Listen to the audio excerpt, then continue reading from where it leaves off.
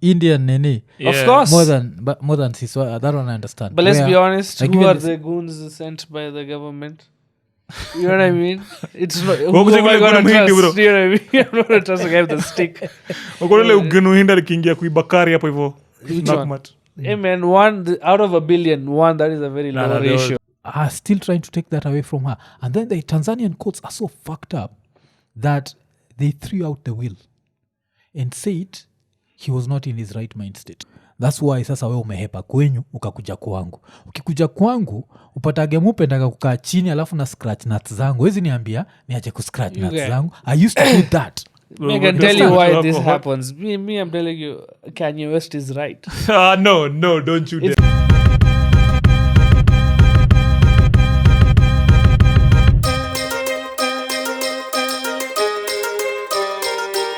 Ekonene. Episode 492. Tukisema like, subscribe, hit the notification button, tell a friend to tell a friend. Na tuko na a friend of the show who does not need any introduction. Tuko na Aman. Alafu tuko na Ribia. I think maybe mshamwana kwa podcast ya Eotwe na pia Coffee Pump. Coffee Pump napiga kesho, so bado Eotwe na Kisiangani. Oh, ni Eotwe na Kisiangani. Yes, alafu Ribia pia nakuwaga ni stand-up comedian plus ni lawyer. Yeah. Ribia needs an introduction. Yes. Akina Ribia ndio walikama up na hizi idea za kutucharge na terrorism. See me bro, see me hata tulikuwa against your act from the very beginning. Unakumbuka people forget when it was being made there was the issue of the human rights. But at that time we had a couple of terrorist attacks. So wako na jali. So walikuwa so angry about it. Walikuwa like, you know what, these people are terrorists. This law should apply. So there's a saying that my lecturer used to tell us when we were in first year. Because some of the same barriers that keep the devil from you keep you from the devil. So in a sense, nasema, the reason you put these legal protections there is not to protect the terrorist, it's to protect the citizen. So sometimes the same thing will happen in USA story at Guantanamo Bay. So I think it's going to bring up a good conversation on why we should apply human rights irrespectively and have due process. Because I think hapa tulikuwa na so much anger tulikosa kufikiria how it can be misused. Alafu vile umesema Guantanamo Bay ndio imeniremind. Ilikuwa ukipatikana Guantanamo Bay unajua ni kugwana. Unajua ni kubaya. Hapo huwezi toka. Ulikuwa unakaa hapo miaka mbao hata una charge sheet bro. Umekaa tu hapo miaka mbao wewe kuisha. So mko na like a very interesting stand up coming up, yes? Mnaichapa mkiwa pamoja, mnaichapa ka stand up ama how is it going to work? So basically, I don't know if so much shang happened, so I don't know if it's weird. No, you can switch. Unaingia tu. Bro, but the show is happening at Oshol 30th August. Yes. A couple of featuring acts before Ribia, then we're doing like a 10-minute, 15-minute set together. Depending on how the vibe goes, we could even go for longer. Yes, okay. That's it's a double comedy special. So one of us will go first. So you're doing it at home, Visa. Yes. Visa Oshol pia. Yeah? Nilisomea Visa Oshol chuo ya India, nilisoma chuo ya Catholic. So chiki tumebalance. Yeah, okay. By the way, hiyo siku notice, but sai nimenotice. Umenotice. Struggled. But I think did I tell you last time that I went to CGHU at some point? Yeah. Yeah, CGHU ile iko karibu na bus station. So that time it used to be interesting because haikuwa na kina Aman, ilikuwa nao na the original Indians wale wametoka India wamekuja Kenya. So akina Aman are not original. Huyu ni Mkenya huyu. Counterfeit. You're a counterfeit. So unapata mse yuko class 6 ana ndevu kabuda fulani. Yuko na manywele zingine washindo niache. Alafu they are not good at math. So the way Indians are good at math. Are good at math. Wakati like now later in life I'm like, send us the best, man. Send us your best, not your. I think on first January walikama alafu waka for second January kwa academics. First January walikam tu kwa hustle. But ilikuwa very that school is still there. Yeah, but I don't know if it's populated. Because like there used to be these specific in quotes Indian schools. I don't know if that is that still the case where they were like predominantly Indian. Yes, because it's in a predominantly Indian area. You know, it makes sense. Children of the same area would go into the same school. That's why in the beginning I went to a Catholic school because that's what we could afford. Yes, is the area that's next to a Catholic school, you know. And then Kamlesh Patni happened, and then suddenly we're in a school that that can give that has other Indians who can afford a little bit more. Hey, shout out to brother Paul. I'm saying. And then the borders of Kenya and Somalia get faded, and suddenly it's a Somali school, and we have to go to USIU, because you have to maintain our distance. That's important. You gotta, when you fight, distance maintenance. So that's how I believe it's just who you're around is where your school is. So yeah, there are schools where there's predominantly Indians, but I don't know if any school would say no to black kids. No, they were just predominantly, because even like CGHU was had a lot of, I think it was like 50-50. Yeah. Kenyan kids and by real Indian, like the ones who wakikuja, they have to start learning English from scratch and all that. And and was Nani a hero amongst the Indians, kama sisi, Malkiat Singh? I celebrate him, but I think it's a story about him is really not shared among the people of this. Like, this is not a conversation I think Indian families have at home. Malkit Singh, blah blah. At least not the middle class one. Now, if you are like of that generation, like third, fourth generation, Muindi, there are Muindis who have come here like even before a lot of local tribes. Like this I'm saying very controversial things, but they're so old here. They came with like the Arab ships in Mombasa. You're like, wait, you guys have been here this long? They're like, India wasn't even a country; it was under British rule. Blah blah. I'm like, fuck. So they are Indians who I think they could probably have conversations about. But I don't think it's nobody really talks about him at homes. I think it's mostly just what's the current government situation, what attacks, how much is petrol, who's sleeping with my daughter, these important things people talk about at home. So visual, how is it like the Indian population? It was good. It was half and half actually. It was a really good school. Okay. But I only went there because it's a public school, but it held the line. Because when I was in class 6, class 7, free primary ilikam. So Daro nilikuwa BD was number 4 in the country. So Daro ili go from kuwa na tukifunga chuo Kibaki akiingia president tulikuwa na Daro kuna say 40, 50. Nikiingia chuo the next term, bro, Daro ilikuwa natuka so mbili.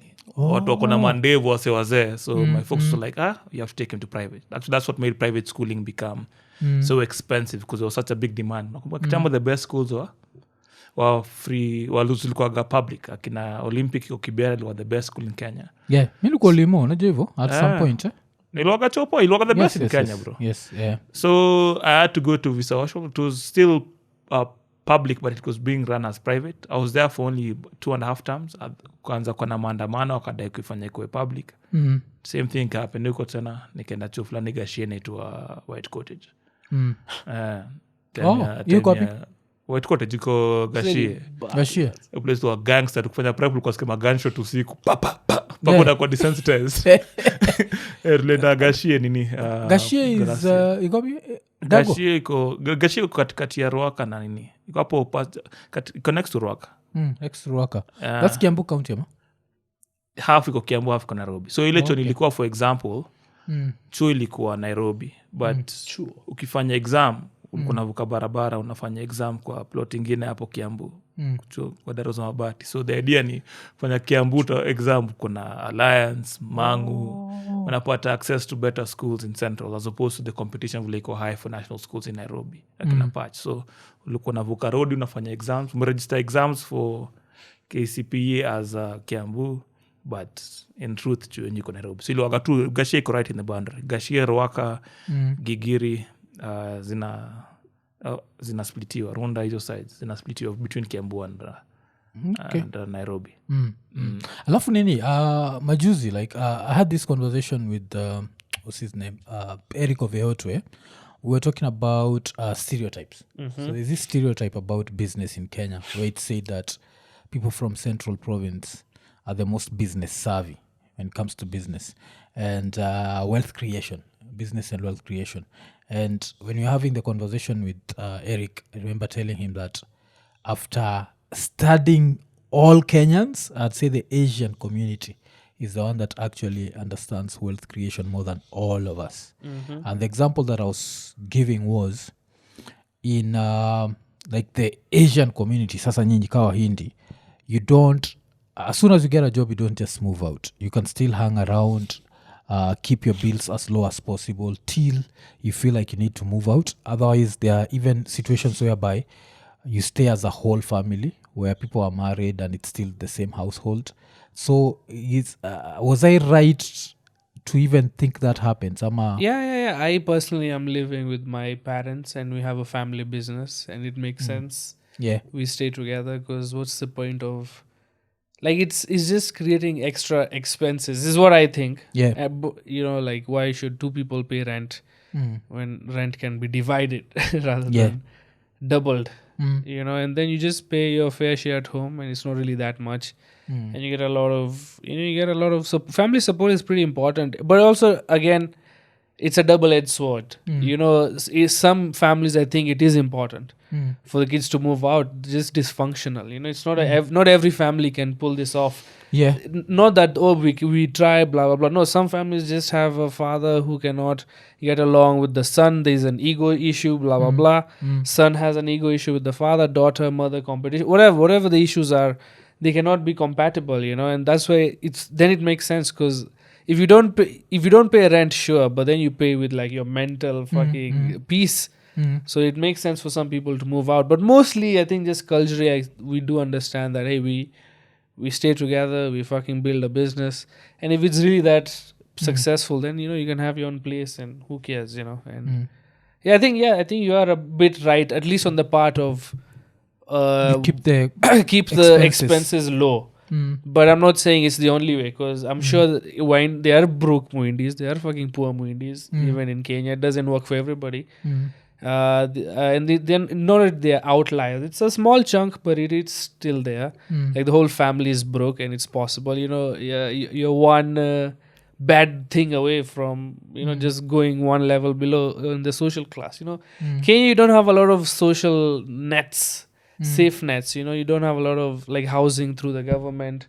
Once you go down, you're really going down. Coming back up needs a lot of help. Of course, the community does come together and help, but I think you're correct. But also the Somalis, I think, have a lot of communal cohesiveness, at least in our view. I'm sure inside they know what tribe means, what tribe, and they have their issues also. But I guess it's every other tribe sees the other tribe as more communal than they are, Yeah, because with the I saw it Somalis. too. In Visa Osho, like I'd go on holiday, class 6, class 7, have fun, come back. Mabistango indomenda kwa kampuni za wazae. Yeah. Amepiga job the whole time. So the time I was playing, I play basketball. So one of my teammates is a banker, right? So he just got a job at the bank. And he also studied an Indian school. So him, akipiga job, shughuli yake ni kufanya bank loan ya kama mita hivi ya buy gari ama buy plot. His classmates, they went to Indian school together and they used to do the business with their dad. They've taken over their family business. They come to the bank for facility for about 100 million to grow their company. Now with their vision, they've seen what their dad has done, and they've been working there since like they were 12, 13, so they know all the family structures and stuff. So you find that in terms of industrial scale, Asians in Kenya have they've taken over the manufacturing industry. They've taken over some service industries. For example, there are some really big Asian law firms like Andrea Lankala. They have a really big clientele, and you find it's a result of this just continued Kaizen. excellence. But They keep clientele it within the understand family. is huyo akipatikana na shida aliacha the turban the wrong place. Ata trust an Indian Nini. Of course. More than sis. That one I understand. But let's be honest, like who even are this- the goons sent by the government? You know what I mean? It's not. Who Wako am I chakula gonna kuna mhindi, trust? bro. You know what I mean? I'm not gonna trust a guy with a stick.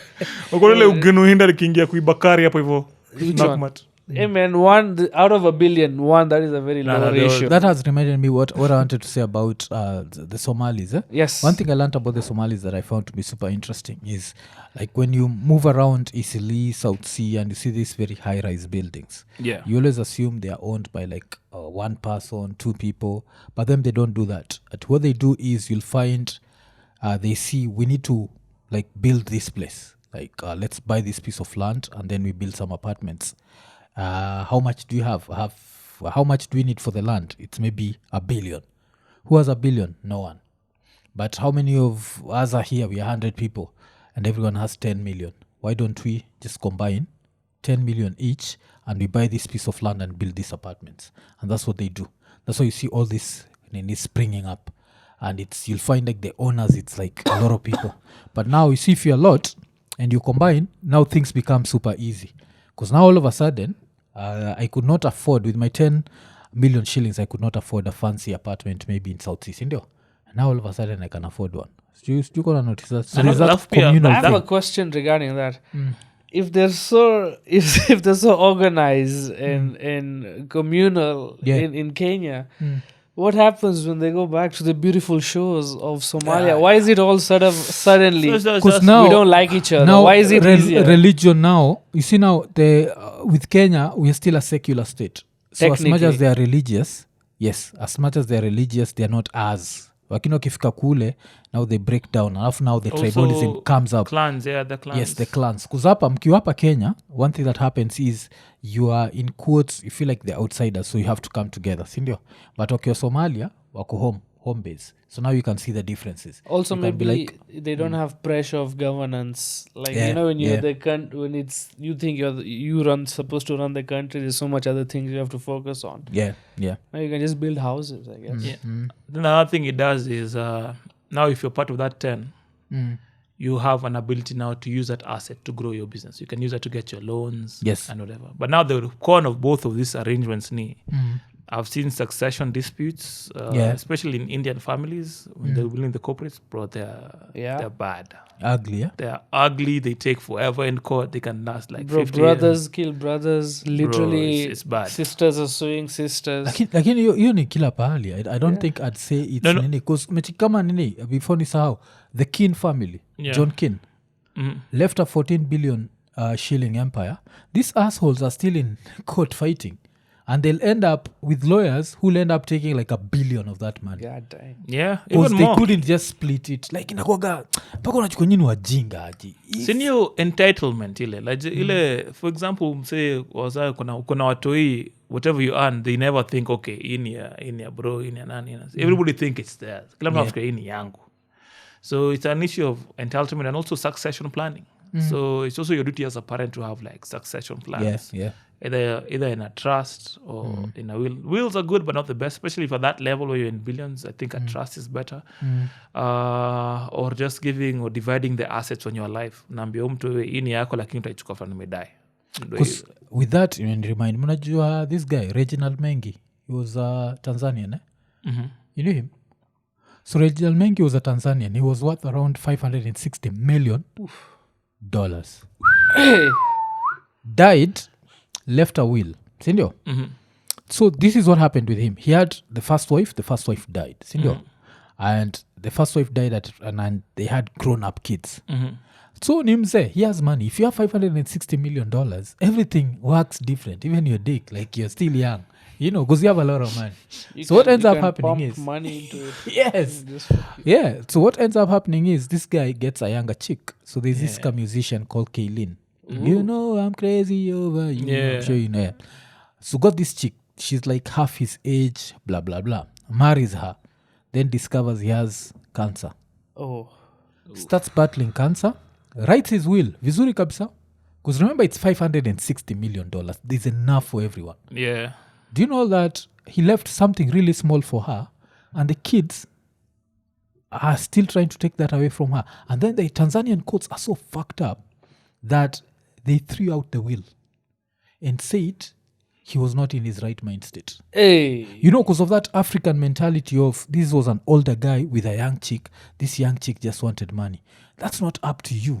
You know, your freaking morals and what you think about that, iyo ni yako. Yeah, that's the problem with wills. Wills can be challenged. All right. So the best thing usually either trust or divide it. Trust with rules. So trust him too. How do you do?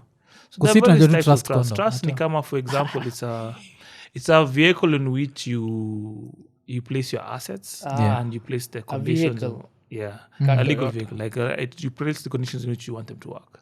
So essentially, trust people fikiria in terms of like children and all that, but even for adults, if you're a person who has your estate, you can have a trust. Yeah. So, and with that trust, it has a lot of benefits. You can take loans against it, you can insure it, you can build assets. So you find that people with trust, it works better. So you put a trust with rules. Now the problem there is now appointing trustees who are good. In Kenya, the problem with trust has been the trustees now kuswindle na kuabuse their leverage. Because they're very dishonest. Kama hii kesi ya, well, kuna mse fulani, sitasema jina yake ndo tusikue sued, but kuna mse fulani hapo alikuwa na a politician, aloga na hii hotel Jacaranda. Iko hapo West East. Unamtambua? Yeah, namjua. So mse allegedly, ndo tusilemewe, property yake ilikuwa ina trust. But by the time now they're dividing it, the property has been mismanaged so much that the property is almost a tenth of what, like the estate is a tenth of what it was. So if you can get good trustees that you trust, I think a trust is the best vehicle. Or the best one, which I prefer, is for like, if you're alive, for example, you have employees and you have your assets, let them know.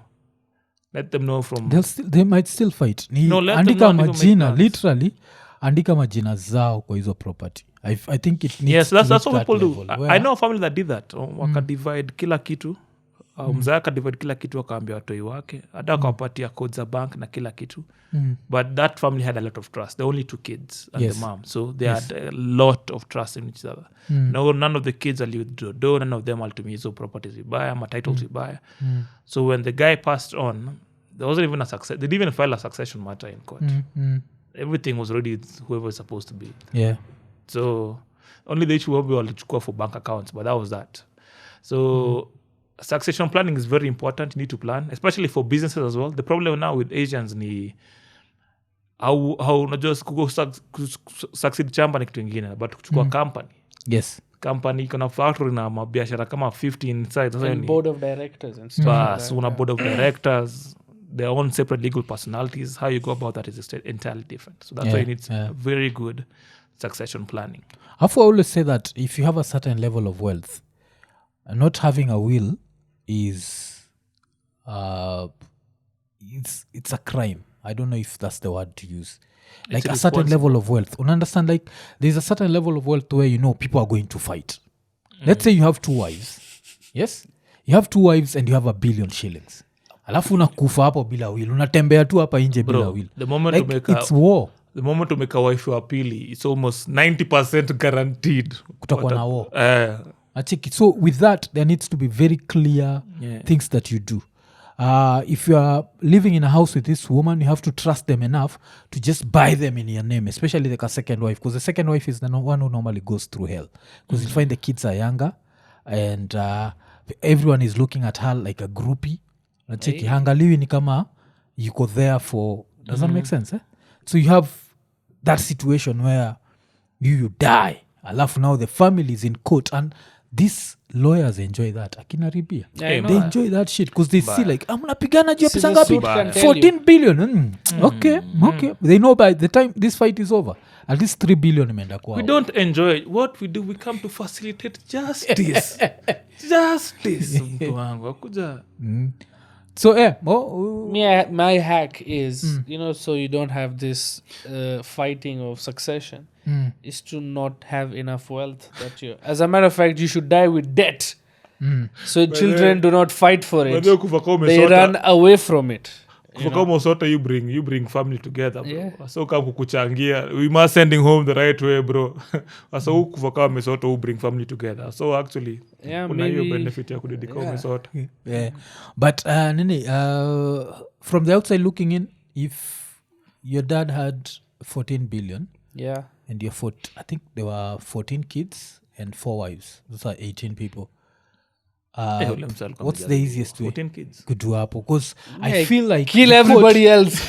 I always feel like the court should give you and I know it can't work that way, but court should be able to ask someone like, what's the least amount of money that someone can be allowed to kuchukua bila dispute? Like let's say we are all fighting, yes, you think you deserve 3 billion, he thinks he deserves 2 billion, but you both agree that I deserve $500 million. Nipatieni $500 million yangu, nye muendelee kufight.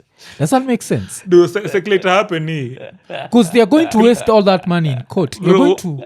utasikia mzungu anapata 3 billion nasema acheke. Because here's the thing with succession, yeah. Again, entitlement. Entitlement. Especially if it's a situation where if you have a situation where the family where the kids are working, all of them are independent and they are succeeding the parent, hiyo ni rahisi juu wase wote wako na life zao, wanaangalia kama mali ya mzae na si mali yao. Lakini kuna family ile bro awase wamekuwa wakirely on this person so kila mmoja wao hapo anachikinika.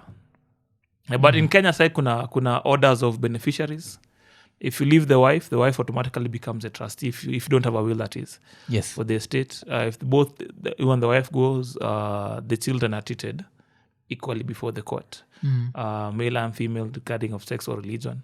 A way that I find really helpful that I could urge people to consider in mediation, court annexed mediation. So mediation ni kuna msana guide conversation between the family. He doesn't make a decision. It's not like a judge. It's like somebody who's just guiding the conversation. And it's not as expensive as a lawyer, isn't it? It's very affordable. And you guys go there and you sit down and you talk it out and you come to an agreement.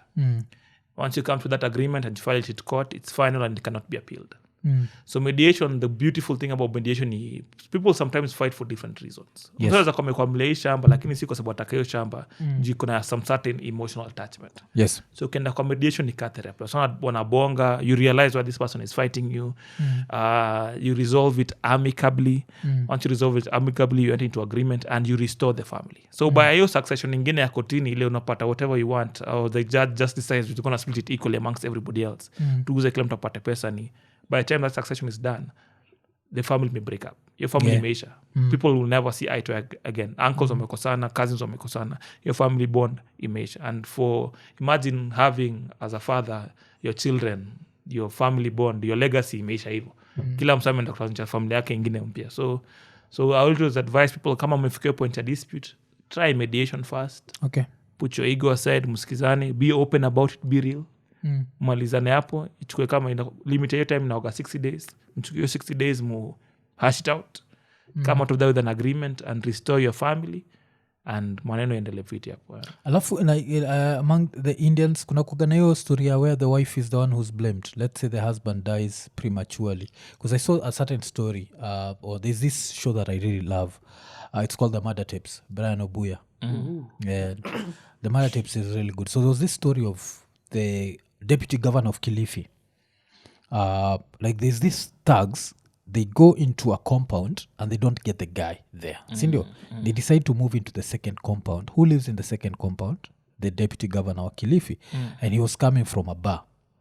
So they stop, they have guns, akiingia hivi, akitry kuhepa, wakamshoot kwa mgongo. But akaingia kwa nyumba and then he collapsed, ended up dying on the floor. And his wife was there. Of course, you know, these Kenyan governors, like whatever, if they have money, the kids are abroad. And so this guy dies. And after he dies, because he's been killed by thugs, all of a sudden, the family says it's the wife that organized this. And they start fighting her. And I've seen this happen so many times, like in different African families, that I have to ask, especially Luo families, there's always that nonsense of the wife is never protected. As soon as the guy dies, everyone starts their bullshit. Oh, this person, you're the one who killed him, because everyone wants the wealth now. They don't feel like the wife is entitled to the wealth. Nini? I mean, I don't know of any case personally, but I'm sure it happens. But even in like most detective shows, you hear that whenever a murder happens first in the house, first suspect is always the spouse. Yeah. So maybe, and you know, I don't know where you got that story from, because maybe, you know, that could Yes, also be... the Murder Tips one is just, it's a story. I was watching okay, because, you know, it could be like family propaganda too. You know, sometimes the wife, like, why did they just kill him and not steal anything? Yeah. You know, that's also a question. Maybe she did want him dead so the money can come in, you know. Or not. Maybe she's innocent. I don't know. Yeah, no, but I was just talking about the fact the wife being suspected thing. Yeah, dude, in India right now, honestly, there's a trend, not even a trend, it's like a conversation that's very popular in the Indian scene, like in India, where husbands are being killed by their wife and their boyfriend, like their wife and the wife's boyfriend, Oh, shit, because okay. they want to be together. So men are on, at least the conversation online is men are scared of fucking getting married because like, what if her boyfriend wants to kill me all the time, you know? So whenever they have these discussions around marriage, they always ask, do you have a boyfriend? If you please say yes, otherwise don't kill me, you know, just be with him. Don't. Yeah, It's not necessary yeah. to kill me, because it's not just one case. It's a couple of cases, you know, they cut the husband. So they put him in the other case. They put him in acid. The head is in the fridge. I don't know why they always put the head in the fridge. Whenever it's always like, even Idi Amin found head is in the fridge. Even in fucking Psycho. Oh, why is I don't know the preservation of the head. So you can in look the at the fridge face every day and be like, Wanda. yeah. So a lot of you know, extra marital affairs are causing a lot of husbands, young husbands, to die. And it's messed up, but I think Unacheza kama all this talk. Ogola aliachia siblings wake nini nguo zake peke yake, General Ogola lalipasa. Nakumbuka hiyo kwa wili walikuwa na expect kwa kitu, because I think hiyo vile nimesema, like in the Luo community napataga brothers and brothers especially are very entitled because of the way the Luo thing works, and it should not be that way. You have to be, I always say, like, if you loved your brother enough, you should be able to at least respect the fact that he saw something in this woman.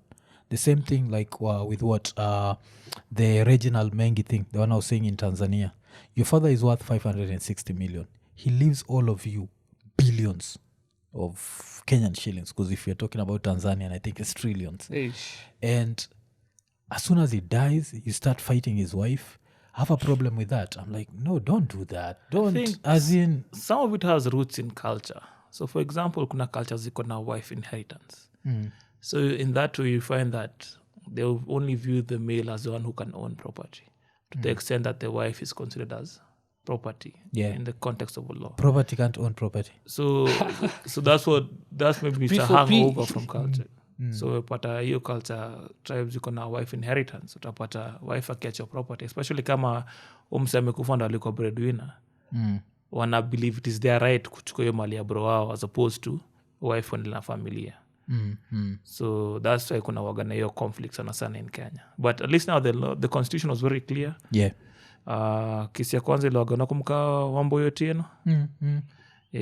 So there's the case in the 70s that made the Succession Act to be changed. So at least tukeka everybody akwa equal, tukafanya hiyo provision ya wife kuwa na whole interest msa akidedi kwa video story. Alafu pia kuna say constitution imesema kila msa akwa equal. Ndio maana hata kulikuwa na hii kesi juzi ya inheritance. Unakumbuka yeye kina Ahmed Nasir alikuwa ameleta noma. Amezua juu a non-Muslim inherit. Yes. Any topic ni sensitive. So you can't igusa. Wait, what What happened? Tell me. We go there. We I'm go not there. Muslim. Tell me. So there's this guy who passed on. He had kids in his marriage and kids outside his marriage.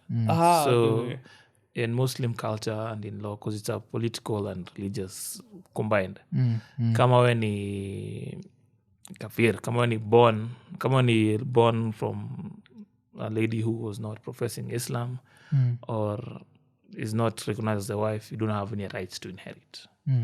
So that was applied in the Kadhi's courts. So umadhe kakama kenda ka appeal kwa high court. Now all through the change, the court said that at least in the Supreme Court was held that umtoi na mtoi wa one born in a Muslim marriage and one born outside wedlock, even though she's not Muslim, they have the same rights to inherit their father. Yes. So it has brought a lot of conflict from the Muslim community, saying that they are going against their teachings. But the law is very clear. It's only applicable as long as it's not repugnant to justice and morality. So wacheki hapo sasa imekuwa tricks. But I understand why they are mad, because I feel like they are mad because they feel like the Supreme Court won't stop there. They feel like there are other things in their culture too that may be perceived as. But I remember I saw that. Really? And I was saying, I saw that and I was saying, if you look at religion and the rules that come with it, a lot of rules, the laws of the land wagazinazi supersede. People just don't want to admit. But you'll find like in these religions, if a girl is found to have committed adultery, she's supposed to be stoned. Sindio? They don't do that. Why? Because if you do that and it's on record, you're going to jail. So Mob justice. if we can't do that, then ingine pia inafaa kuwa alafu pia lazima tuangalie kitu najua the worst thing about religion is doesn't evolve acheki alafu these are rules that you can bring here in Kenya if you take the same person umpeleke America kama vile Muhammad Dida is there Abdu Dida there you remember him kojela buda yeah alikuwa released yes alikuwa na stock Alikuwa na but it was released yes Damn. so ye mwenye akiwa huko states he's going to play with American rules so why is it that in Kenya you want to play with different rules I think You it's understand? because of something can't- to do I with think the Mombasa. society tu imeiweka tu ni vile hapa wanachukua hapa I can get away with it because it's bullshit but as soon as they go to these other societies they adapt kabisa wanakuaga kama saizi sumechik the new mayor ule wa kila mtu anachukua he's going to be the new Minnesota. mayor for Minnesota you've seen you think that Somali kid is going with rules that if I won't pay child support because this kid is out of marriage no ekonene so nimeinterrupt show kukupatia some good news are you in the UK are you in Canada are you in Europe you know what good news lemfa imefika jo so ukiwa masaizi za US ukiwa UK ukiwa Canada ukiwa Europe bado unzabaki umetuma pesa through lemfi no sahau lemfi ukupatiaga the best exchange rates na pia ile story ya $20 cashback on your first transaction ile iko equivalent to $100 hiyo bado iko so unangoja nini jo usahau tumia promo code ikonene yes alafu pia kitu moja na nibamba saizi juu ya lemfi ni the fact that si lazima ubaki umeseti do kwa your mobile wallet uzabaki umetransfer do direct from your debit card ikikuja alafu the exchanges themselves zinakuwaga instant alafu saizi pia kitu mushinaka nikiambia wasi wako US jua still unzalipa bills za maparo ka uko majuu uzalipa aje cause till numbers na pay bills pia ziko supported na lemfi so nangoja nini baki umeinstall lemfi yes na umesikia vile nimesema US UK Canada Europe chukueni lemfi chap ka uko Dubai masai za UAE lemfi ina come soon alafu msisahau jo kutumia promo code ekonene unangoja nini lemfi international payments for everyone let's go back to the show he knows with there you'll have to pay child support the weird thing about that case is when that guy was alive he was taking care of that family yes so it's a very but anyway hiyo ni topic na na pussyfoot hapo wanaogopa kiasi kuingilia Do they get their own law? Because Mombasa had to join Kenya. Is that the truth? Mombasa had to join Kenya but That's why they get the Muslim separate yes but law. also remember Islam is not only a religion it has a political it's like a combination of political and religion together so application of some laws and some cultures so the same way like even for Indians Oh, really? you have Indian marriages Yeah. recognized in the constitution Yeah. in the marriage act you have Muslim marriages so there are different parallel legal systems existing in one legal system so for them the things that they apply in their legal systems there are conflicts in terms of succession marriage like some divorce and all that theirs is different from what we practice so for the society to be not to be in conflict you let them have certain aspects of their political and cultural system engraved into a legal system so that they can have parallel but a homogeneous one. Kama yani, you let them be them so that the whole country can be together. Because you don't force this Anglo-Saxon rules on them. Oh, so we don't force our rules on other people, but at a limit. Like to a limit. Tunaishi pamoja yani as in kila mtu akona kitu No, like FGM so for can example, be argued. For is what I'm example, trying to kasa say. vile kuna hiyo rule ya head coverings in Paris. So if somebody comes and says you today in Nairobi, a man you cannot wear a turban. How would you feel about that? I mean, as a person, that's why I don't go to Paris. You know, that's why No, it doesn't apply to that's Indian, for women. That's for women. That's why the That's for Indian women Prime for the Minister hijab. didn't go to Paris because it's the same logic they would say for the hijab. Okay, so Paris wamepitisha nini? Ishapitishwa? Kulikuwa suggestion pia kuna couple of other places in Europe wameban hizo niqabs na hijabs. Wanatry kuziban. I always have a controversial view on this, yes? I've seen a few very disturbing videos. Yeah, these people from Syrians, who are taken in. Remember the time Europe was taking in a lot of Syrian refugees. So they've gone there, and I remember seeing one of them on the streets telling, on some streets za Denmark, akiambia wase wa Denmark that, unajua sisi tunazaana kuwashinda. In like the next 50 years will be the majority. And it made me think, I was like, no. It may be controversial, but easy countries kama akina Denmark, akina Sweden, akina Norway zinafaa kukame up na rules that ukikuja hapa kama refugee you can only have this amount of kids. Do you? Okay. Alafu nikwambia kwa nini? Because these societies are so peaceful. That's number one. The reason why umetoka kwako ni juu ulipeleka hiyo ujinga yako huko. So there's something they must be doing right, especially Scandinavian countries. If you are to look at Denmark, Sweden, Norway, throw in Holland there, these are countries that are so, number one, very peaceful, number one, very, like, everyone is allowed to be wherever you want to be, so they are doing something right. You want to bring your culture, and in your culture doing this is wrong, doing this is wrong, doing this is wrong, and that didn't work for you. That's why sasa we umehepa kwenyu ukakuja kwangu. Ukikuja kwangu upatage mupendaka kukaa chini alafu na scratch nuts zangu. Wezi niambia niache kuscratch nuts zangu. I used to do that. I can tell you why this happens. Me, I'm telling you, Kanye West is right. No, don't you dare. It's because of dude. Who Don't is you there? dare. Okay. Here's what I'd say. I'm just saying. Kusema hiyo. I'm just saying. Okay, like Globalization and pro-immigrants, Acha whatever. I think Sema one, nini? okay, the Visa reason yako? for immigration number one, because one it's a war-torn country. Yes. So wako kwa situation mbaya. Ama wako na situation Really? zika- What on develop- situation buyer? Yeah, situation mbaya. So for example, in the 90s Yes. na 80s, a lot of Kenyans wali immigrate kwa sababu economy ilikuwa mbaya. Si kwa sababu wataka kupeleka culture zao huko. Yeah. Secondly, kuna hiyo conflict in their cultures because they're not neighbors the same way we are. They don't have like a coast next to the Arabs that we can accommodate them. So that's why it's so conflicting. And three, the issue of your population replacement theory. Now, kitu ya white supremacists. Let me tell you why it won't work. Over history, it's shown that the more developed a country gets, the less kids people have. Yes. So they're coming from a place where little development. So India, that's why. So the culture there for many kids is prevalent and it's part of it. Ndio inaendelea. But you'll find our second generation. So for example, say watoi wao, they won't have as many kids. So you'll find that it'll be a natural progression, it will plateau. So your fear ya seni wengi watakuwa na See, it's So- not the Danish who are afraid, it's them telling them kwa streets. Unapata msee kwa streets amekama So, kuambia pia kuna nimekuja kwa pia- country yenyu na nimekuja pia kukureplace. kwa society pia kuna mafaala pia kuna setu ya machizi. So umse anaifikiria vile anaona sasa, lakini in the future the more developed a society gets, so the more like watu wao sort of feel your second generation wealth, the less kids they'll have. Imekuwa hivyo kama for example wazee wako they didn't come from a wealthy background, ndio mlikuwa watu wangapi? Buddha alipata watu 8. Uko na watu wangapi na kuna more money? Unajuaje niko na Zinakuuliza tu usuru umesikia niko na mtoi moja. Exactly. I think at your age mzako alikuwa na watu wangapi?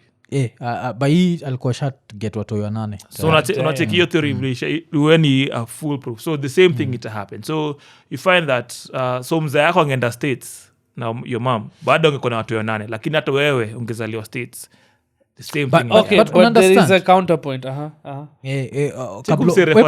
Patiana counterpoint yako but before patiana counterpoint, Yeah. this is what I wanted to say. You do understand why China ilikuwa na the one child rule, sindio? To control nini. I feel like hizi societies, the very western societies, lazima zikuwe na rule kama hiyo, especially kama unakuja from a culture where madem kuji-expose ni kuwa hose. Nachiki me dem hata vai miniskirt next to me does not mean she's a hoe. It does not mean she wants to screw me. Does not mean nacheki hizo vitu like all those things zile kwako umezipatia so much significance and they're not. I know a lot of Kenyan women wanapenda kuvaa miniskirts, wanapenda kuvaa nini, and they are very decent people. They just love the way it looks. And miniskirts are very African type of clothing. How is you pamoja? So Sasa- for example, check Wait, coast. wait. Let me nimalize hiyo point. Wait, Wacha let nimalize me hiyo point. mediate. We have Yes. 60 days. Mediator. Let me mediate. Okay, bwana mediator. So understand. So kile nasema ni if you go into someone's house, one of the reasons why unapataga like sisi kama Africans like mi na wewe for example, and even I think maybe even now ikikame to Britain, Indians, yes, one of the reasons why we easily assimilate into these societies is we leave our bullshit at home. Nachiki. So utapata everything that we used to take as African, if I go to Europe, I'll be like, you know what, I'm not home, I need to behave the way people are behaving here. the same thing ita happen na a man ataenda abaki ameadapt. But if you want to go with your culture, it has to come at a cost.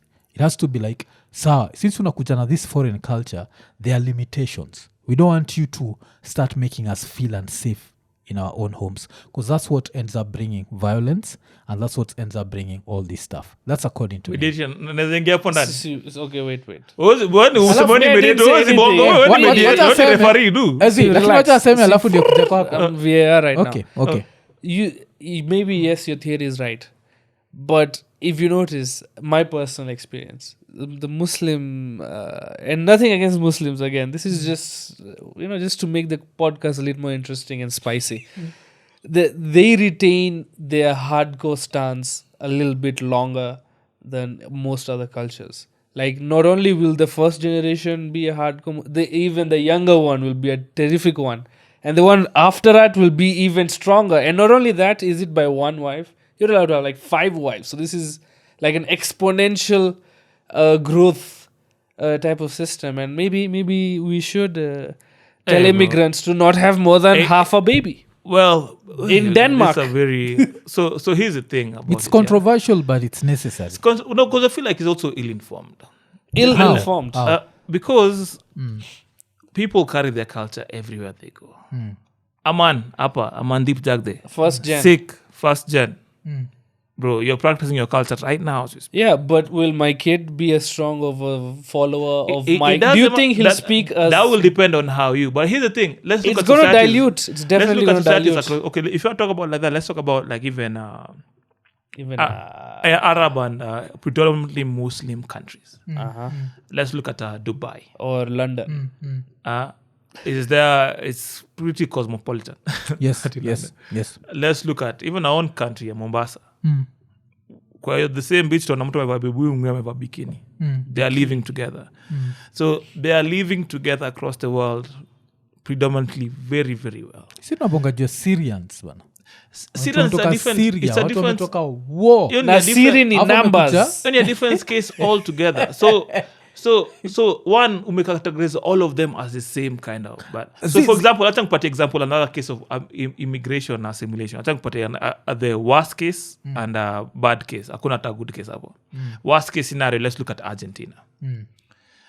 During the war, they put all of the blacks in the front line so that they literally dead. erased black people Yes. entirely.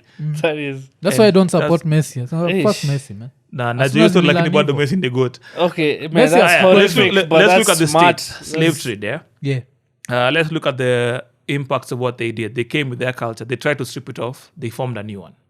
Sindio. They still tried to put them down with slavery, Jim Crow laws, and right now is it stop and frisk na vile wanakuwa were discriminated against by the cops. Yes. So you find that those two are cases of people retaining their culture after immigrating.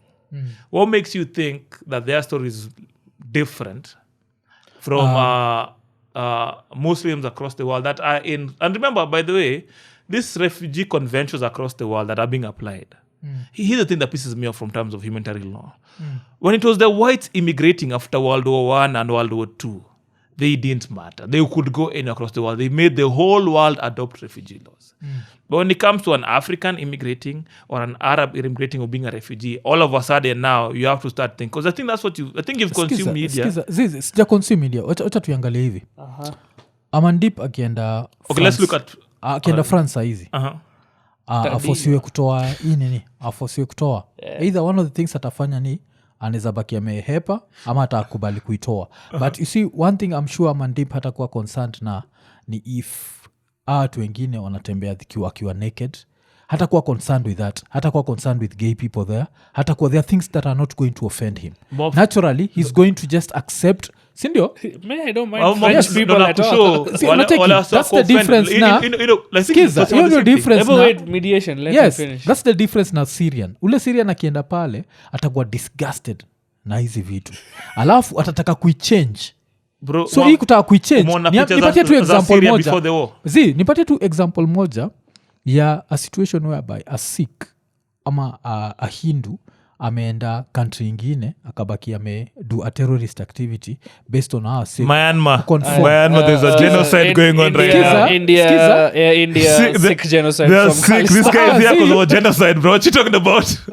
Sibongi juu ya Indians, Pakistanis ni nabonga juu yao kwenda like Europe, America na kutry kuimpose. Okay, have a kutry kuimpose their nini there. Okay, let's use the country you're using. You're using Syria. Yes. All right, let's use Syria as an example. Naitumia Have plus you seen Scandinavia 'cause I pictures saw of that Syria before the war?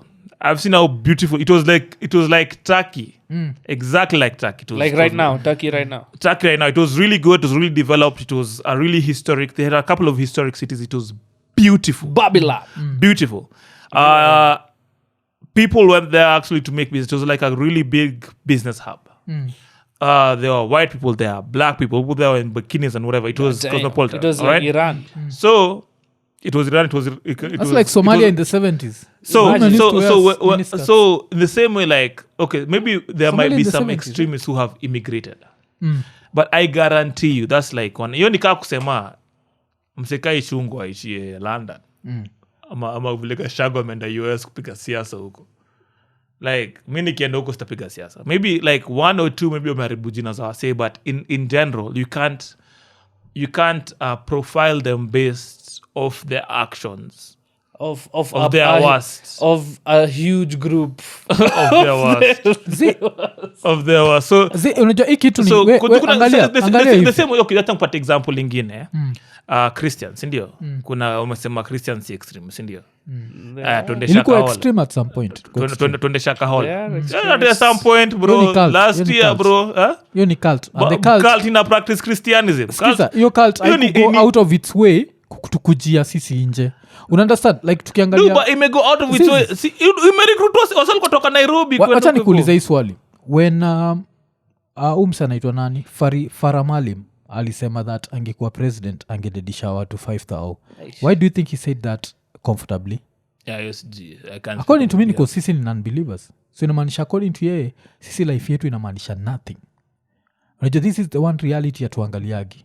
But according to Mseka Faramalim, you mean nothing. Nacheki. And this is now, we can accept that hapa Kenya. Europe hata accept that. Nacheki. So lazima uangalizi vitu. Like ingekuwa say this was a European country, he'd already have resigned. That's how much they respect human life. Sindio? So ingekuwa tayari asha resign. But more than that, lazima uangalie hiyo story. Ukiangalia hata mse kama huyo Abdudida alienda huko akabaki ameshikwa aki-stock dem. Because amezoea mentality ya Kenya ile dem hana rights, I can be all up in her space, and we excuse it. We are like unajua huyu dem ndio alikunywa, kwani huyo dem alichukua hiyo thawa alimtumia, kwani kwa anataka kudinywa, kwani alichukua hiyo do. You see the way we excuse bullshit, and when we excuse this bullshit it grows into other things. Mikile nasema ni when I look at Scandinavian countries, I'm not planning to live there, but I've looked at them from the outside. Healthcare is free. There's literally zero poverty for the citizens. No one cares about your religion in those countries. No one cares about your beliefs. No one cares about what. As long as you are reasonable, you can live peacefully and no one is going to kukusumbua. Sindio? Someone else comes and tells you, you know what? You believe in the wrong God. You're living wrong. Your women are hoes. They walk around huku, you're half naked, they're hoes, they're what. But you're in my place. If you tell me that, let me ask you this. As much as ushenda Dubai, yes? Z, bro. Yes. Okay. Yes. Dubai. Yeah. You've been to Dubai? Yeah.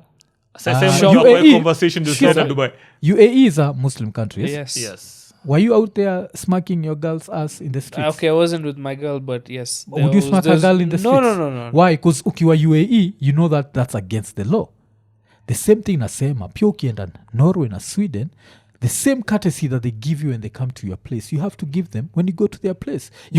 They don't come there and change you. You'll never find a Norwegian or even a Danish, any Arab country akatry kupreach religion, akatry kuambia you believe in the wrong person.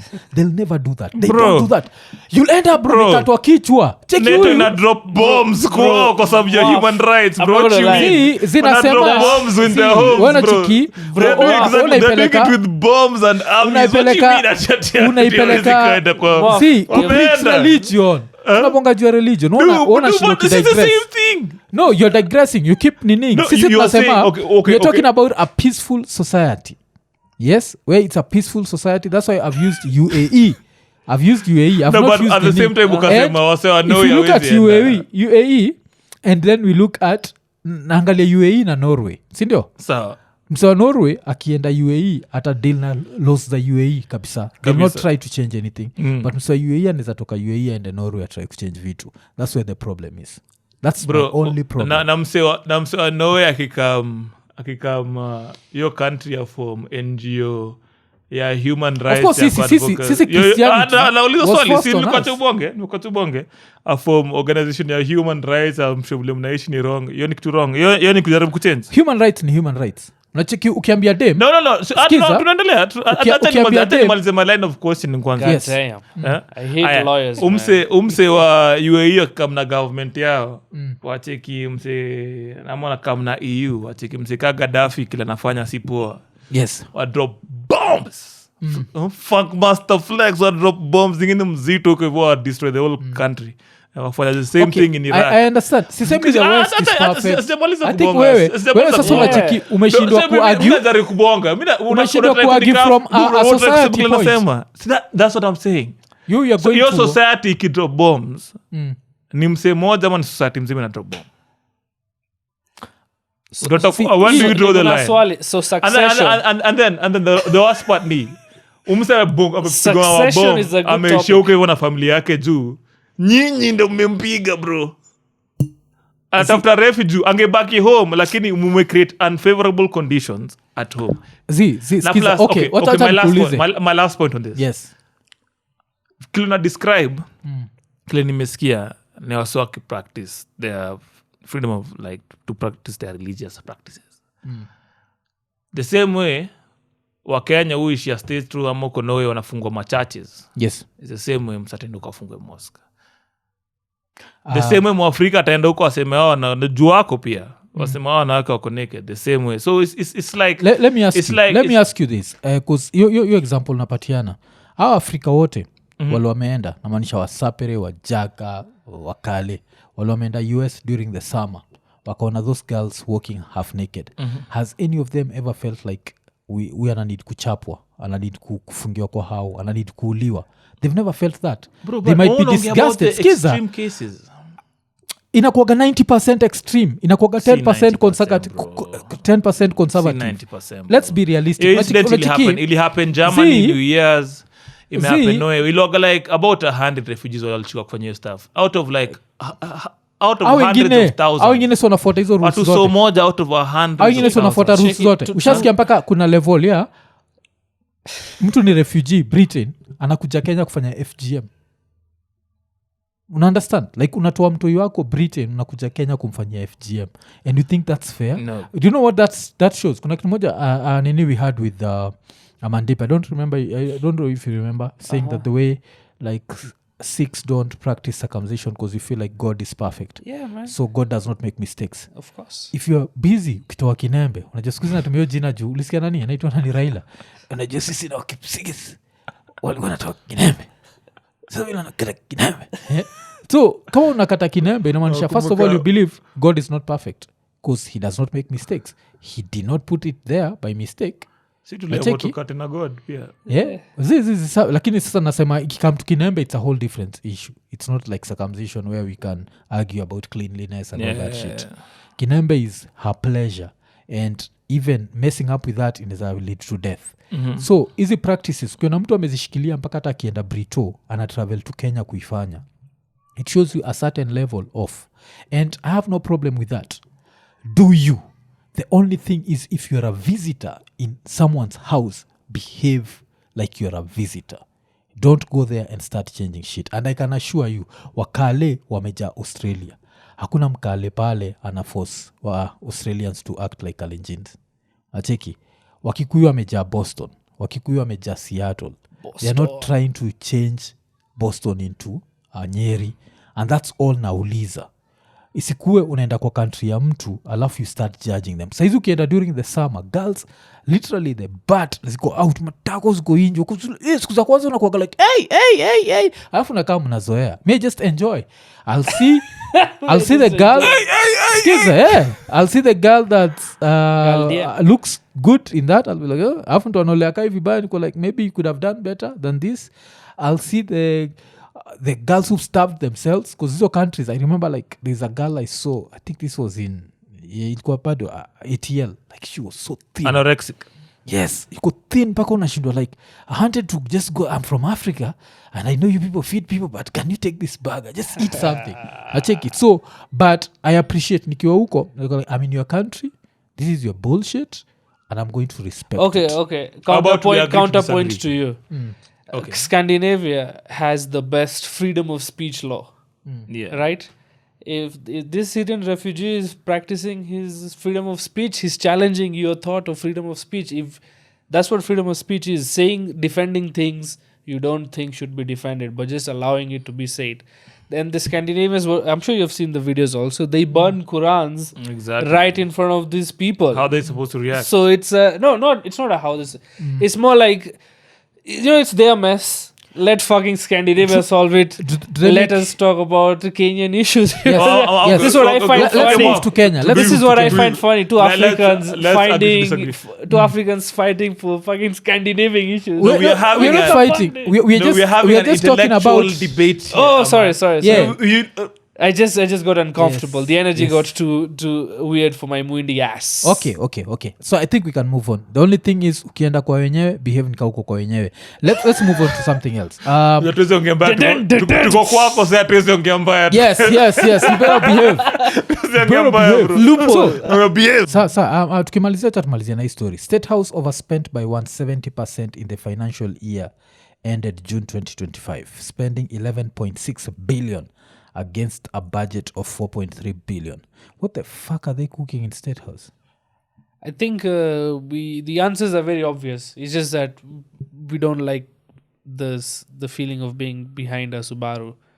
But it's very obvious. I don't know why we're beating around the bush whenever we hear such stories. It's all been eaten. It's, what's it's just corruption. At Wednesdays there, it's they fast on Wednesdays.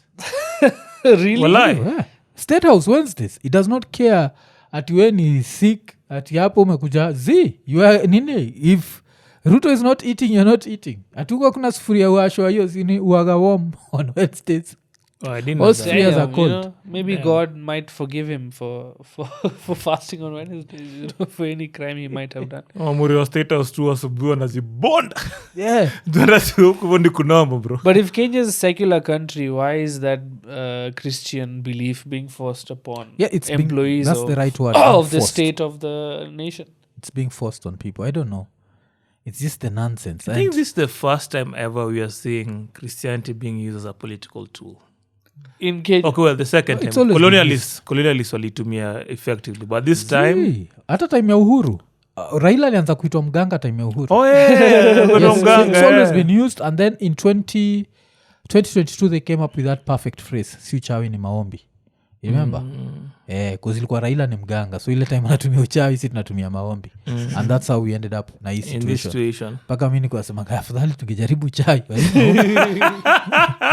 Maombi haifanyi kazi.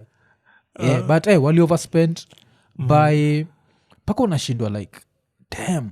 And at this same time tunasikia Kenyatta sijui has one sijui cancer sijui what machine, we have what mpaka I always look at our priorities. Okay. And you feel it's sad.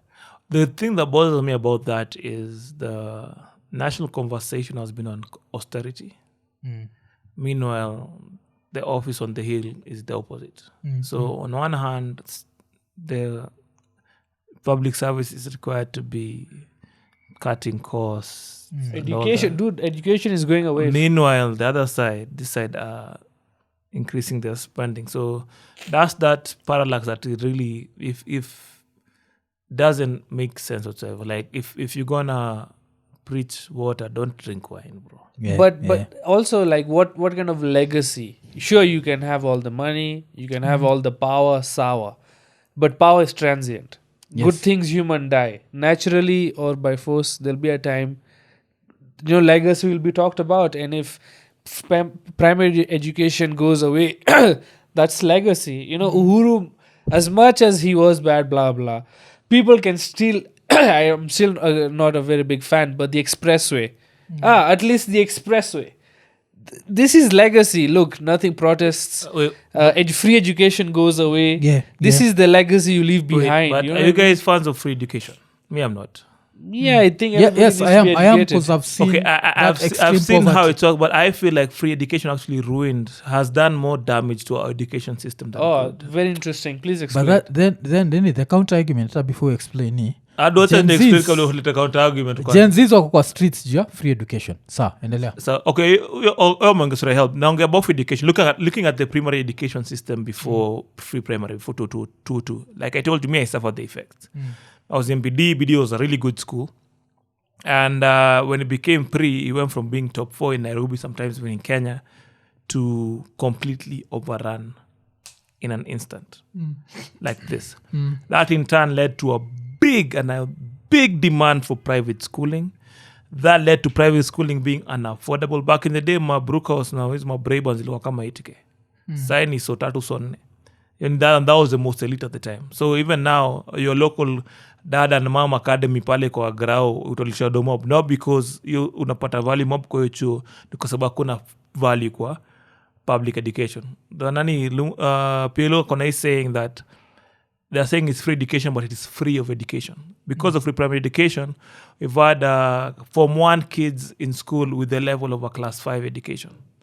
It has in turn led to a decline in performance in primary school, a decline in performance in secondary school.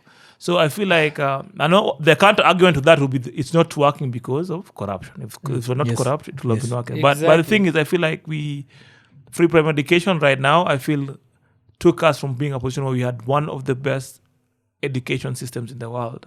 For example, the best setting tukianza, Olympic was the best school in the country. Nimeko smack in the middle of Kibera. Mtoyo MP angetoa mtoto wake kare na leta Olympic Kibera.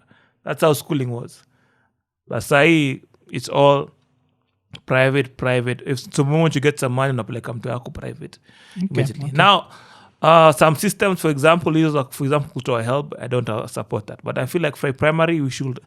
Right now, I'm against not that I'm against the concept of people studying for free. That's That can what come I'm misunderstood. saying, No, I'm against how it was applied in such a way that it Yes. ruined our I think- education. I think that ndio is everybody tunasema. agrees with that. Because iko inafaa kuwa hiyo BD primary ibaki kaa BD primary. Let's build another school that people go for free. You understand? And then BD primary itself should also have been given the liberty ya kugrade wase wanaingia kwa hiyo shule. Machiki, like you can't just go to Harvard. You can't just go to Stanford. Sindio? Why? And the other universities. Tukifikiria juu ya these universities za majuu, kuna universities that we know are elite, MIT. Unajua, when it comes to technology. We know of, kina Yale. So if it reaches a level where wewe huko nafaa kuenda University of Kentucky, pole kawa ni Mkenya ulienda huko. Alafu all of a sudden now you're going to Harvard. You see there's a problem, yes? Like yes, they are the same, but they're not the same. Starehe ni watu elite. Skiza?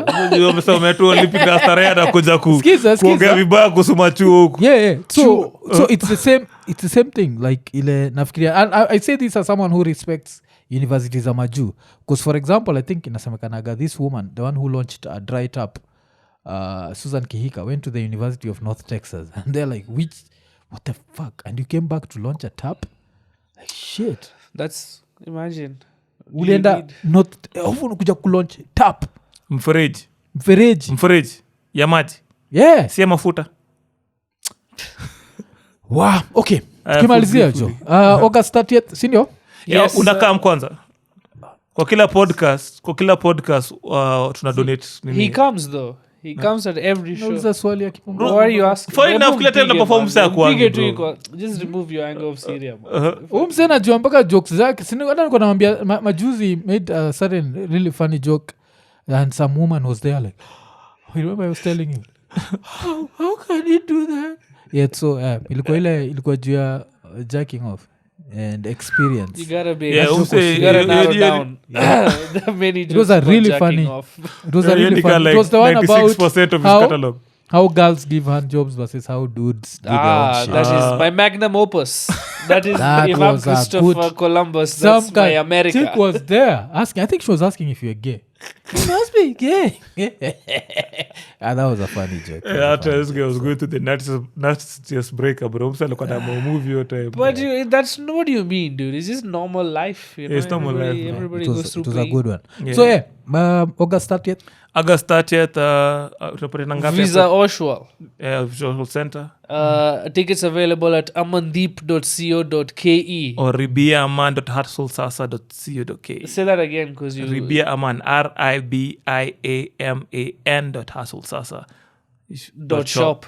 Or, which is easier, amandeep.co.ke. I'm just saying. Or you can go to Instagrams or TikToks. Our links is in bio. No, What about your lawyer services? Do you want to also push your lawyers? Well, I think we were not illegal, allowed huh? to advertise. They're And, not allowed to advertise their services. Yeah. Je, uko na kesi ya kuna jisi? What is it Pigia called? Ribia. When you ask for work. Ribia unajua yako inaweza rhyme, eh? Nini? Ati je, uko na kesi ya kuna jisi? Kabla siku ya koti kukaribia, pigia Ribia. Maybe tutana ndio story ya kuna jisi. Kwa nini tunaenda Pigia jisi kama example, bro? Sinajua hiyo inaonyesha you're a true criminal. Adwataka kesi za corporate. That is. Unatafuta za corporate. But se wako na stand-up show inakuja August 30th. Tunajua waga nime-approve sana. Inakuwa ni stand-up collective, punchline comedy and Kenyan stand-up comedy. So make sure umetokea. Tickets ni bei nafuu na cheki. Bei nafuu. Tumekuonyesha poster hapo. So umecheki jo. Make sure tumepata na August 30th. Vile musema kuja na mpenzi jo. Mpenzi atacheka mpaka Mbaya. kupatia vitu jo. Mbaya. Yukutuchukua nimecheka ya kutosha. Sawa. Dagag.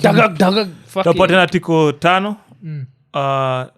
All you have to answer is in the comment section. Where did Mwaf go to School. primary school in particular? That one by Na lazima that's a good ikuwe the one. full name. Yeah. Ukiongoza hata school moto tutakuongeza hata tiko ingine moja. That's a good question because you have to go through the... You have to read the whole thing. Yeah, lazima watch show. So tunabonga jule primary school ametaja hapa. Cause In nilienda the kadhaa. smack center. It's Center of Kibera. Yes. So hata kupatia so umeharibu hiyo swali. So hii kushari. See. Funny enough, we talked about 2 primary schools hapa. Remember the one we talked about hapo earlier? Then this other one. The Hey, Kansenga umewatch one. show. Make sure umenini. So imekuwa ni episode 492. Kama kawaida, vile tusemaga like, subscribe, hit the notification button, tell a friend. Tukimalizia tukisema ekonene. Ekonene.